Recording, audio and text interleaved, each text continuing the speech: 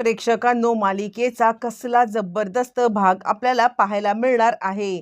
ठरलं तर मग या मालिकेमध्ये आता अर्जुन आणि सायली हे सगळ्या घरच्यांच्या समोर आता सत्य आणायला निघालेले आहेत.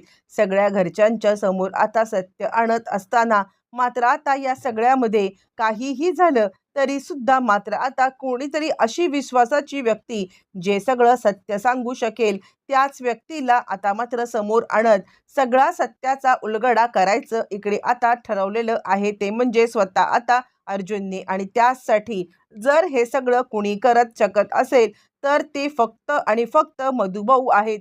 आणि यासाठी मधुभाऊंना मात्र आता इकडे काहीही झालं तरी सुद्धा मधुभाऊंना या सगळ्यामध्ये इकडे आणून सगळ्यांच्या तोंडून त्यांच्याच तोंडून आता सगळ्यांच्या समोर सत्य आणणं हा डाव इकडे अर्जुनने केलेला आहे. आणि या सगळ्यामध्ये अर्जुन कसा यशस्वी झालाय, मधुभाऊ घरी येताच नक्की आता काय घडलंय, सगळ्या गोष्टी आपल्याला पाहायला मिळणार आहेत. इकडे आता सायलीने तर अर्जुनला सांगितलेलं आहे की मी आता खरंच तन्वी आहे, मी सगळ्या गोष्टी शहानिशा केलेल्या आहेत. अर्जुन म्हणतो, तू जर का बोलत आहेस ना तर आता मला कोणत्याही दुसऱ्या गोष्टीची गरज नाहीये हे सगळं करण्यासाठी. मी आता तुझ्यावरती 100% विश्वास ठेवू शकतो. आणि त्यावरती मग आता सायली म्हणते, तुम्ही माझ्यावरती विश्वास जरी ठेवलात तरी बाकी घरचे या सगळ्यावरती कसा विश्वास ठेवतील. आणि त्याच वेळेला मात्र आता अर्जुन इकडे सांगायला लागतो, का नाही ठेवणार. हे बघ, मला ना असं वाटतंय की आपण या सगळ्यामध्ये काहीही झालं ना तरी सुद्धा एकदा एकदा मात्र आता मधुभाऊंच्या सोबत बोलून घेऊया आणि मधुभाऊ काय म्हणतात ते तरी बघूया. सायली सांगते, मला काय वाटतं माहितीये का, आपण या सगळ्यामध्ये मात्र आता आणि त्यानंतर इकडे आता अर्जुन सांगतो, हे बघ, आत्ताच्या आत्ता आपण मधुभाऊंच्या इथे जाऊया. यावरती सायली म्हणते, मधुभाऊंनी स्वतः हे सगळं मला सांगितलेलं आहे, पण आपल्याला घरच्यांना सांगायचं कसं हा मला प्रश्न पडलाय. आणि त्यावरती अर्जुन आता सांगायला लागतो, तुला चिंता करायची काही गरज नाहीये, तू या सगळ्या गोष्टीचा स्ट्रेस घेऊ नकोस, मी आहे ना. मी जर का या सगळ्यामध्ये तुला आता काहीही झालं तरी कोणत्याही बाबतीत आता कमी पडू देणार नाहीये. म्हणजे आता मी तुला कोणत्याही बाबतीत स्ट्रेस घेऊ देणार नाहीये. आपण मधुभाऊंच्या इथे आधी जाऊया, मधुभाऊंशी बोलूया आणि मधुभाऊंशी बोलल्यानंतर मग आता ते काय बोलतायत ते बघूया. कारण जर का तुला न्याय मिळवून द्यायचा असेल ना तर मधुभाऊंना मात्र आता स्वतःला इकडे आता हे करावं लागणार आहे. बरं करावं लागणार आहे. एकाच वेळेला दोन गोष्टी सुद्धा आता आपल्या होतील. आणि असं म्हटल्यावरती मात्र मग आता अर्जुन कुसुमताईला फोन करतोय आणि कुसुमताई, सायली सुखरूप आहे हे तुम्हाला मी त्या दिवशी सांगतो, म्हणजे मगाशी फोन केला होता, ती घरी आले, पण आता आम्ही पुन्हा एकदा घरी येतोय. आणि असं म्हटल्यावर ती कुसुमताईला जरा शंका आलेली आहे. आणि कुसुमताई म्हणते, काय झालंय, म्हणजे आता असं काय झालंय की पुन्हा एकदा तुम्ही या सगळ्यामध्ये आता इकडे यायला निघाल्यात. आणि यावरती मग आता अर्जुन सांगायला लागतो, नाही काही झालं ना तरी सुद्धा मला या सगळ्यामध्ये लवकरात लवकर आता तिकडे यायचं आहे, म्हणजे मधुभाऊंशी बोलायचं आहे. मधुभाऊ मात्र आता कसे आहेत यावरती ती म्हणते, मधुभाऊ ठीक आहेत, पण अचानकपणे पुन्हा एकदा मधुभाऊंना भेटण्याची का बरं तुम्हाला इच्छा झाली. आणि त्याच वेळेला मात्र आता इकडे अर्जुन सांगायला लागतो, नाही मला नाही भेटायचंय, सायलीला एकदा भेटायचंय आणि मधुभाऊंना घेऊन आता आमच्या घरी यायचंय. आणि त्यावरती कुसुम म्हणते, काय झालंय, अहो मधुभाऊंना घेऊन तिकडे का चाललायत, म्हणजे मला काहीच कळायला मार्ग नाहीये की नक्की आता काय झालंय ते. आणि त्यावरती मग आता इकडे अर्जुन सांगायला लागतो, समजेल, मी तिकडे येतोय ना, मी तिकडे आल्यावरती मी आता जे काही आहे ते तुम्हाला नक्कीच सांगेन. आणि असं म्हटल्यावरती मात्र आता लगेचच इकडे कुसुम मधुभाऊंच्या इथे आले. आणि नक्की ह्या दोघांचं काहीतरी चाललेलं आहे किंवा आता मधुभाऊंच्या म्हणजे सायलीच्या बाबतीत काहीतरी अघटित घडलेलं आहे असं तिला वाटतंय. मग त्या अर्जुन आणि सायली दोघं जण पुन्हा एकदा आश्रमात आलेले आहेत. ज्या वेळेला अर्जुन सायली आश्रमात आलेले आहेत आणि त्याच वेळेला मात्र आता इकडे अर्जुन सांगत आहे की सायली, तू एक काम कर, तू आता तिकडे आतमध्ये जा आणि तिकडे मधुभाऊंच्या सोबत आता बोलून घे. काहीही झालं ना तरी सुद्धा मला असं वाटतंय की या सगळ्यामध्ये तू मधुभाऊंशी एकटी जर का बोललीस ना तर ते मात्र या सगळ्यामध्ये नक्कीच नक्कीच आता तुझ्याशी बोलतील. मग सायली घरी परत आलेली आहे, मधुभाऊंशी बोलते आणि मधुभाऊ, मला तुम्ही सत्य सगळं सांगितलेलं असलं तरी सुद्धा हे सत्य आता माझ्या घरच्यांच्या पर्यंत येणं आवश्यक आहे. मला काय वाटतं माहितीये का, काही झालं तरी सुद्धा तुम्ही या सगळ्यामध्ये काहीही झालं तरी माझ्या घरी यायला हवे. हे सत्य जे काही मला आता सांगितलंत ना तुम्ही, ते सत्य माझ्या घरच्यांना सांगणं आता तुम्हाला भाग आहे.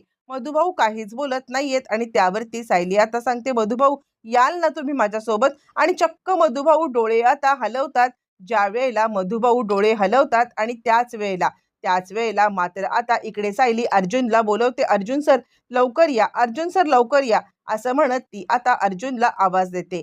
ज्या वेळेला अर्जुन आतमध्ये येतो आणि त्यावेळेला मात्र आता इकडे सायली सांगते, मधुभाऊ बोला ना, अर्जुन सरांना तुम्ही आता सांगा ना की मीच खरी तन्वी आहे ना. आणि मधुभाऊ चक्क आता डोळे इकडे मिचकवतात आणि त्याचमुळे मात्र आता लगेचच इकडे अर्जुन सांगायला लागतो, चला एक व्हीलचेअरची व्यवस्था करतो. मधुभाऊंना त्या व्हीलचेअरवरती बसवतो आणि मधुभाऊ चक्क आता इकडे तिकडे डोळे मिचकवायला लागतात.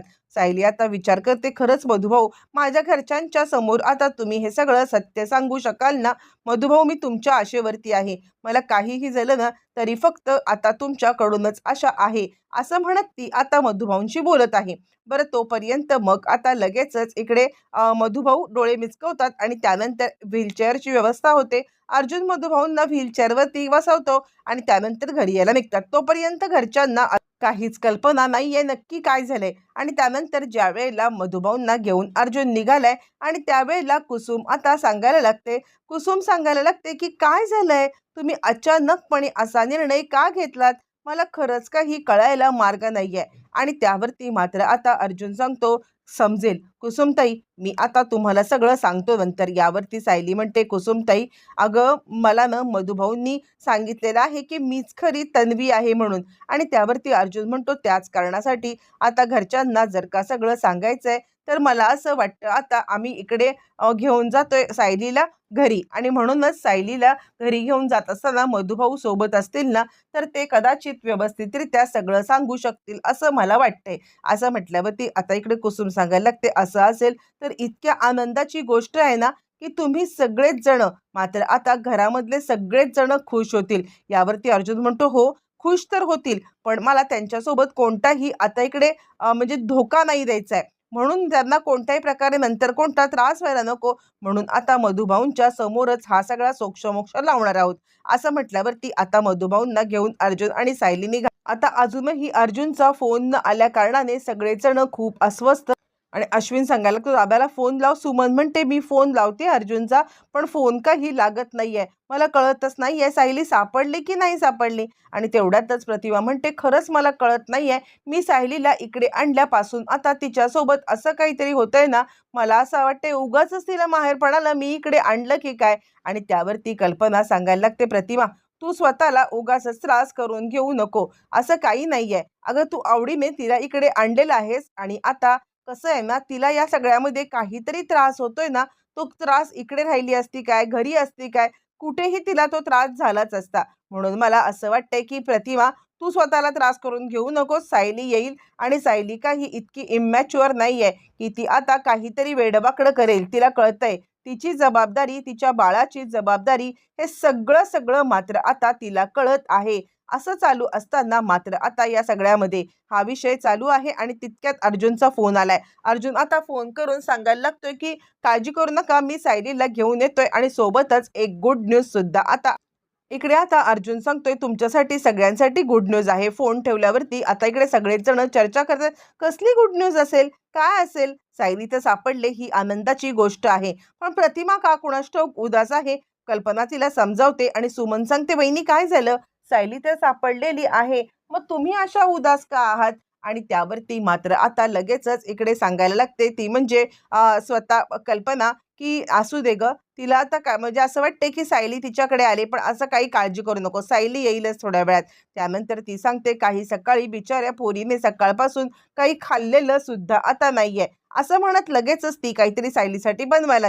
इकडे प्रेक्षकांनो आपल्याला प्रश्न पडलाय की हा माणूस जो मधुभाऊंना मारण्यासाठी आला होता, तो माणूस आता इकडे महिपतच्या इथे कसा काय. आणि महिपत त्याला आता बोलतोय की 2 वर्षापासून आपला काही कॉन्टॅक्ट नाहीये, म्हणजे 100% महिपतने आता मारण्याची सुपारी दिलेली नाहीये. ती म्हणजे आता इकडे महिपतने मारण्याची सुपारी दिलेली नाहीये मधुभाऊंना, मग नक्की ह्या माणसाला सुपारी कुणी दिले हे आता आपल्याला कळत नाहीये. पण त्याच वेळेला महिपत आता सांगायला लागतो, आज अचानक तू माझ्याकडे काम तरी काय काढलेलं आहेस? आणि त्याच वेळेला मात्र आता लगेचच इकडे सांगायला लागते, तो सांगायला लागतो, काम असं काही नाहीये, पण आता एक माझ्याकडे काम आलंय. ते काम आता मी करतोय खरं, पण मला त्या कामात तुमची मदत पाहिजे. आणि यावरती तो सांगायला लागतोय, मला आता सुभेदारांना चांगला धडा शिकवायचा आहे. आणि यावरती मात्र आता तो सांगतोय, हे बघ, राग, लोभ, मत्स्य हे सगळं आता सोडून दे. मी हे सगळं सोडून दिलेलं आहे आणि तू सुद्धा सोडून दे. आणि यावरती मात्र आता लगेचच इकडे सांगायला लागतो तो, की नाही, हे सगळं सोडून देणं मला जमणार नाहीये. तुम्ही आता संत महात्मे झाले असलात तरी सुद्धा मी या सगळ्यामध्ये हा प्रकार सोडणार नाहीये. त्या सुभेदार आणि किल्लेदार यांना जोपर्यंत मी आता धडा शिकवत नाहीये तोपर्यंत गप्प बसणार. आणि त्यानंतर मग तो माणूस सांगायला लागतो, मधुभाऊंचा कायमचा गेम करणार आहे. ना राहील मधुभाऊ, ना सत्याचा होईल उलगडा. त्यावरती मग आता इकडे महिपत सांगायला लागतो, हे बघ, मी तुला पुन्हा एकदा सांगेन, जे काही काम शांतीत होत असेल ना, ते काम शांतीतच करण्याचा प्रयत्न कर. जे काम शांतीत होत आहे त्यासाठी उगाचच मात्र आता कोणतीही गोष्ट हे करण्याचा प्रयत्न करू नकोस. त्या मधुकर पाटलाला मार नाही तर मारू नकोस. त्याचा काही उपयोग होणार नाहीये. तू उगाचच काहीतरी करून आता स्वतः अडकशील आणि त्यानंतर मात्र आता तुला या सगळ्यामध्ये काहीच करता येणार नाहीये. असं म्हटल्यावरती मात्र आता तो सांगतोय, नाही, मी अजिबात नाहीये. मी त्या मधुकर पाटलाला मारणार म्हणजे मारणार. आता खरं तर तो गेलाय आश्रमात. त्याला मारणं सोपं झालंय. सिक्युरिटी नाहीये, काही नाहीये. त्यावरती मात्र आता इकडे इकडे सांगायला लागतोय महिपत, हे बघ, मी तुला परत सांगतोय, या भानगड. आता मात्र इकडे अर्जुन आणि सायली मधुभाऊंना घेऊन आतमध्ये एंटर करत आहेत आणि सगळेच जण पाहत बसलेत. मधुभाऊंना अचानकपणे आलेलं पाहून आता सगळ्यांनाच मोठा धक्का बसलेला आहे. मधुभाऊ आणि अचानक का आले? आणि त्याच वेळेला मात्र आता हे सगळं चालू असताना आणि त्याच वेळेला कल्पना सांगायला लागते, अर्जुन, हे काय? मधुभाऊंना या अवस्थेमध्ये का घेऊन आलेला आहेस तू? त्यावरती कुणालाच काही कळत नाही आणि त्यावरती अर्जुन सांगतो, सगळ्यांनी शांत राहा. मी तुम्हाला आता जे काही सांगणार आहे ना, त्यानंतर मात्र आता तुमचे धाबे दणाणणार आहेत. तुम्हाला सगळ्यांना सत्य आता समजणार आहे आणि हे सत्य स्वप्नांच्या पलीकडचं असणार आहे. असं म्हटल्यावरती मात्र आता सगळे अर्जुन काय सांगतोय म्हणून ऐकत असताना अर्जुन आता सांगायला लागतो, तुम्हाला सगळ्यांसाठी आनंदाची बातमी ही आहे की आपली तन्वी सापडलेली आहे. आणि असं म्हटल्यावरती मात्र आता तन्वी सापडली, तन्वी सापडली, सगळ्यांना खूप मोठा धक्का बसलाय. आणि त्याच वेळेला मात्र आता इकडे सुमन सांगायला लागते, कोण आहे तन्वी? कुठे आहे तन्वी? आणि त्याच वेळेला अर्जुन आता सांगायला लागतो तन्वीला, तन्वी तन्वी म्हणत आता आपण इकडे तिकडे शोधतोय ना, ती तन्वी दुसरी तिसरी कुणीही नाहीये, तर ती आहे आपली सायली. सायली खरी तन्वी आहे. आणि असं म्हटल्यावरती मात्र आता खूपच मोठा धक्का इकडे सगळ्यांना बसलेला आहे. आणि त्यानंतर मधुभाऊंना त्यासाठी मी इकडे घेऊन आलेलो आहे, असं म्हणत अर्जुनने खूप मोठा खुलासा केलेला आहे.